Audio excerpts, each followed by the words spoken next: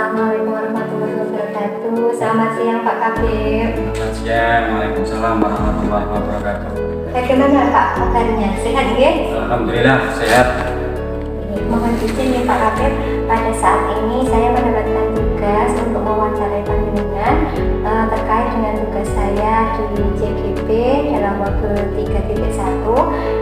Di sini panjenengan sebagai pemimpin di SDN 2 Murawali, pemimpin sekolah saya terkait dengan dilema etika pengambilan keputusan yang berbasis pada nilai kebajikan universal.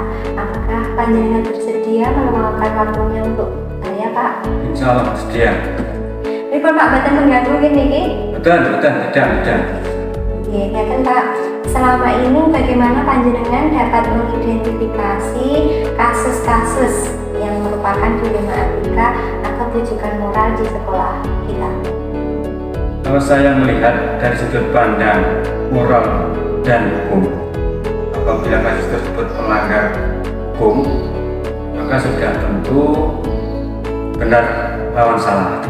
Namun jika masih bisa dikatakan benar lawan benar, masalah tersebut adalah dilema etika.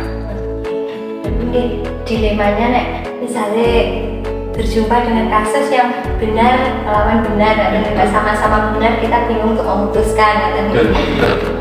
Selama ini bagaimana panjenengan menjalankan pengambilan keputusan di sekolah kita ini, terutama untuk kasus-kasus di mana ada dua kepentingan yang sama-sama benar atau sama-sama mengandung nilai kebajikan? Selama ini saya melakukan identifikasi kasus dari berbagai sudut pandang, kemudian menimbang secara matang mana yang paling benar dan keputusan tersebut menguntungkan banyak orang atau tidak ada yang dirugikan. Tetap apa ya Pak, menilai dengan rasa. Rasa. Rasa Betul. Langkah-langkah atau prosedur seperti apa Pak yang biasanya panjenengan lakukan selama ini? Untuk menentukan penyebab permasalahan itu, kita menentukan siapa yang terlibat, kemudian menanyakan kepada orang-orang terdekatnya, berdiskusi dengan warga sekolah, membuat beberapa solusi keputusan, kemudian menimbang lagi dari berbagai sudut pandang sebelum memutuskan atau mengambil solusi itu. Penuh pertimbangan ya, Pak. penuh pertimbangan. Kemudian hal-hal apa saja yang selama ini panjenengan anggap efektif dalam pengambilan keputusan pada kasus-kasus seperti dilema etika nilai? Selama ini saya melakukan analisis kasus, kemudian menentukan solusinya itu menyesuaikan dengan peraturan dan norma yang berlaku, serta mengedepankan kepentingan umum. Solusinya tersebut bermanfaat bagi banyak orang dan baik secara jangka panjang. Lajeng, apakah panjenengan memiliki sebuah tata kala atau jadwal terkait jadwal tertentu dalam sebuah penyelesaian kasus dilema etika? Apakah panjenengan langsung menyelesaikan di tempat saat itu juga atau memilih menunda atau memiliki sebuah jadwal untuk menyelesaikannya? Terus bentuk atau prosedur seperti apa yang panjenengan jalankan? Biasanya Bu, untuk memutuskan masalah yang ringan itu langsung saya putuskan. Jika masalah itu berat, itu saya melakukan sesuai langkah-langkah yang disebutkan pada nomor 3 di atas. Itu langkah-langkahnya. Penuh pertimbangan ya, untuk permasalahan apalagi yang krusial. Lajeng, adakah Pak seseorang atau faktor-faktor apa yang selama ini mempermudah atau membantu panjenengan dalam pengambilan keputusan dalam kasus-kasus dilema etika khususnya di sekolah kita? Dalam mengambil keputusan, saya selalu mengajak warga sekolah atau sekolah order atau wali murid atau bila diperlukan orang-orang yang mempunyai kedekatan dengan personal dengan orang yang mengalami permasalahan.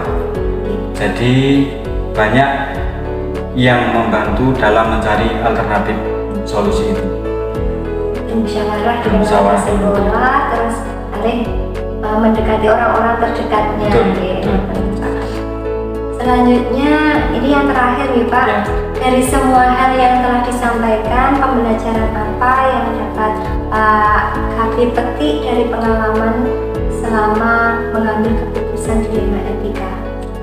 Pengalaman yang saya dapatkan, saya menjadi lebih bijaksana dalam menganalisis sebuah permasalahan itu untuk dijadikan pertimbangan menentukan solusi yang tepat dan terbaik.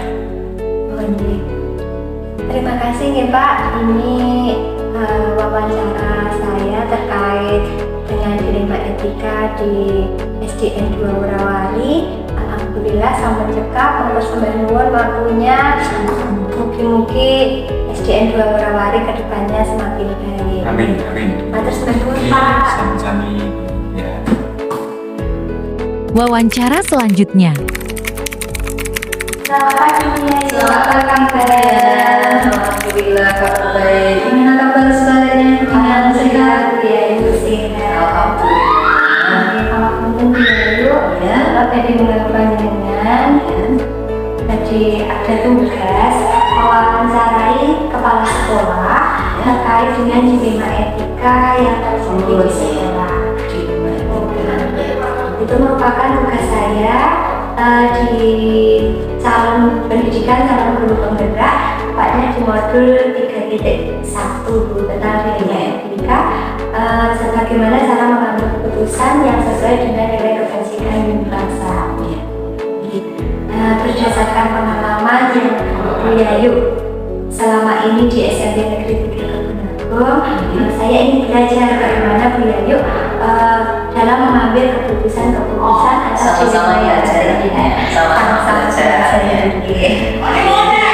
Langsung ya Buya, pertanyaan pertama, selama ini bagaimana Buya dapat mengidentifikasi kasus-kasus yang merupakan dilema etika atau kebutuhan moral?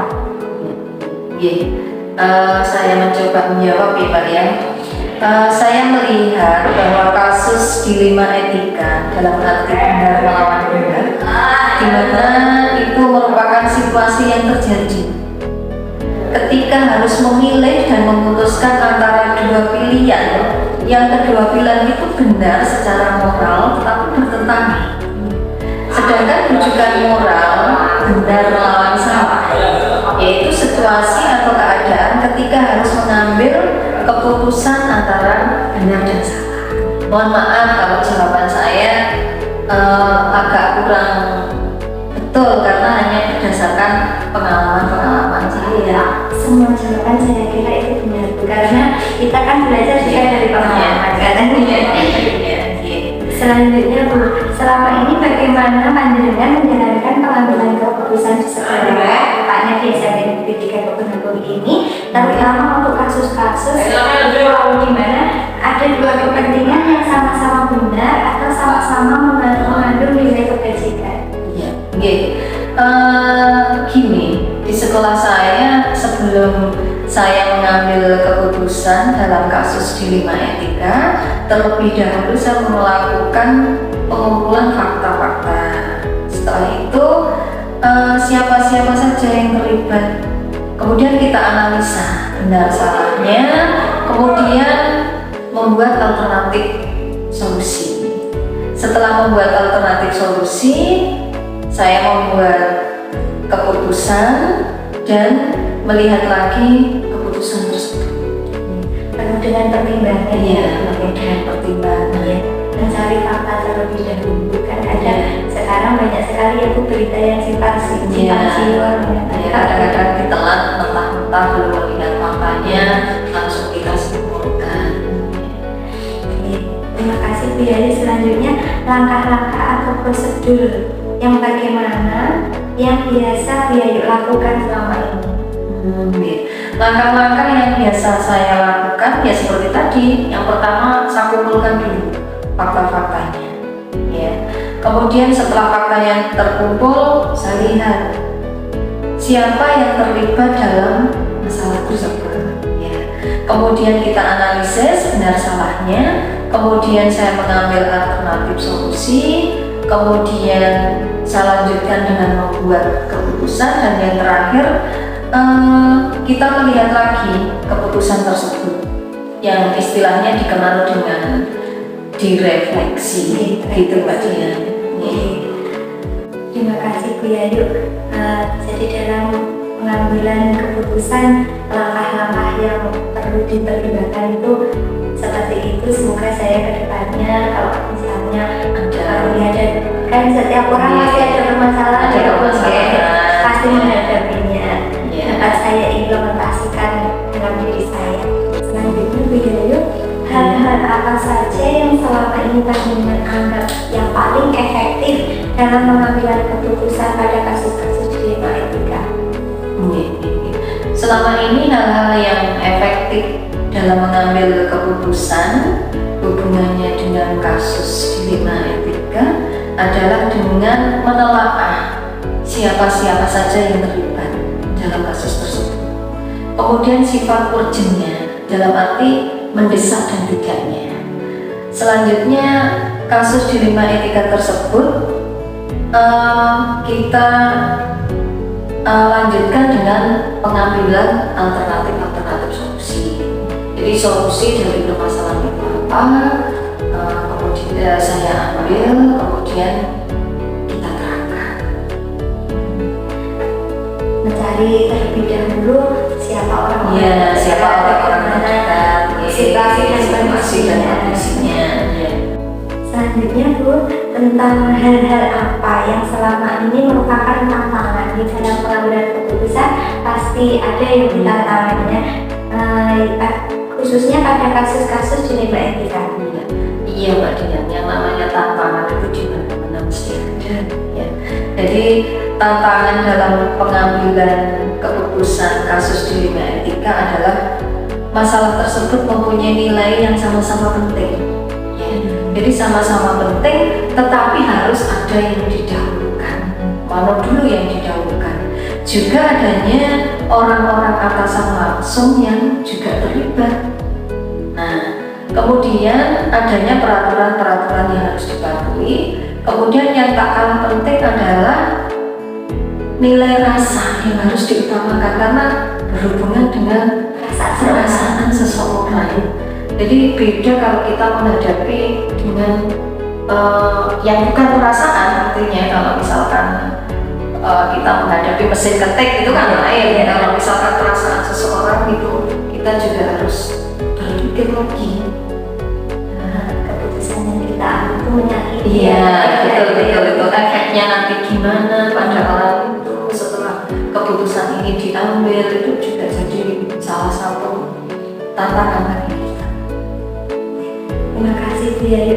Selanjutnya, apakah panjenengan memiliki sebuah tata cara atau jadwal tertentu dalam sebuah penyelesaian kasus dilema etika, atau apakah panjenengan langsung menyelesaikan di tempat saat itu juga, atau memilih sebuah jadwal, ada jadwalnya untuk menyelesaikannya, misalnya menunda dulu, berdiskusi dulu, ada seperti itu. Bentuk atau prosedur seperti apa yang panjenengan jalankan?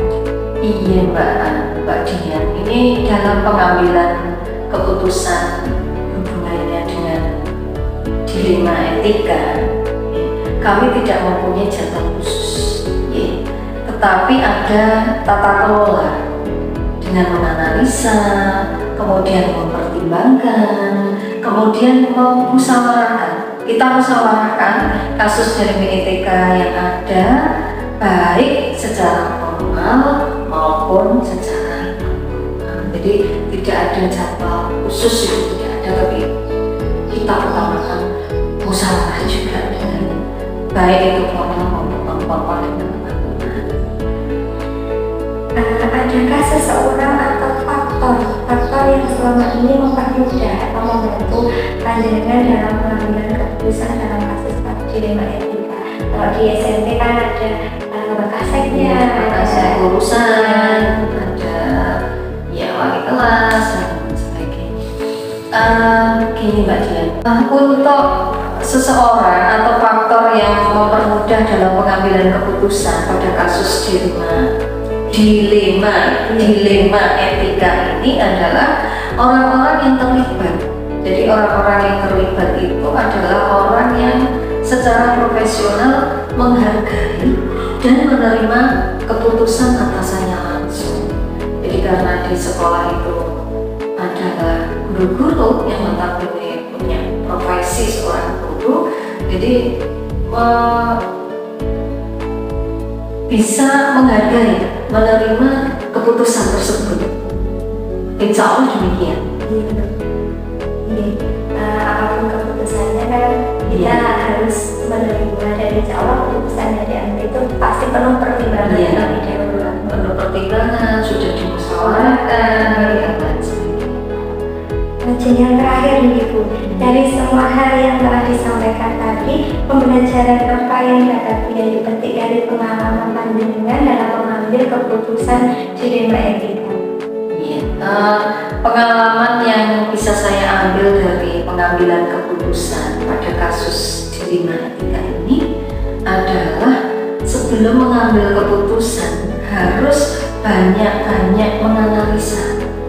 Jadi dianalisa, kita analisa kasus yang ada, kemudian dipertimbangkan, dan setiap keputusan itu pasti tidak mungkin membuat puas semua pihak. Jadi pasti ada pihak yang merasa tidak terpuaskan. Nah, semua yang terlibat pada pengambilan keputusan harus saling menerima, menghormati, dan juga melaksanakan keputusan yang telah ditetapkan, karena itu sudah merupakan keputusan. Walaupun seperti yang saya katakan tadi, mungkin ada pihak-pihak yang merasa kurang puas, dan sebagainya. Tapi karena itu sudah keputusan dan itu memutuskan itu sudah melalui langkah-langkah, musyawarah, analisis data dan lain sebagainya, insya Allah nanti akhirnya harapannya ini bisa menerima keputusan tersebut. Terima kasih Bu ya, di pembelajaran yang luar biasa tentang pengambilan keputusan terkait dilema etika sesuai dengan nilai-nilai kebajikan bangsa. Saya banyak belajar hari ini dari Bu Yayu. Semoga ke depan saya bisa menerapkan.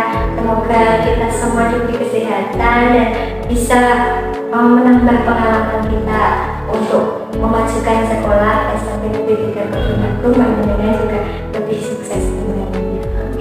Dan Mbak Dian tetap semangat untuk mengikuti guru penggerak ya ini. Semoga event-event seterusnya semakin sukses, kemudian karirnya nanti semakin cemerlang, pengetahuannya bertambah. Dan saya juga mohon maaf kalau dalam tadi mungkin kalau saya menilai bukan pertanyaan ya kita sharing, mungkin sharing saya tadi ada kurangnya, ada salahnya, saya juga mohon maaf ya sebesar-besarnya. Saya juga mohon maaf sama mengambil dari panjenengan. Jadi terima kasih. Ya, Selamat siang. Assalamualaikum.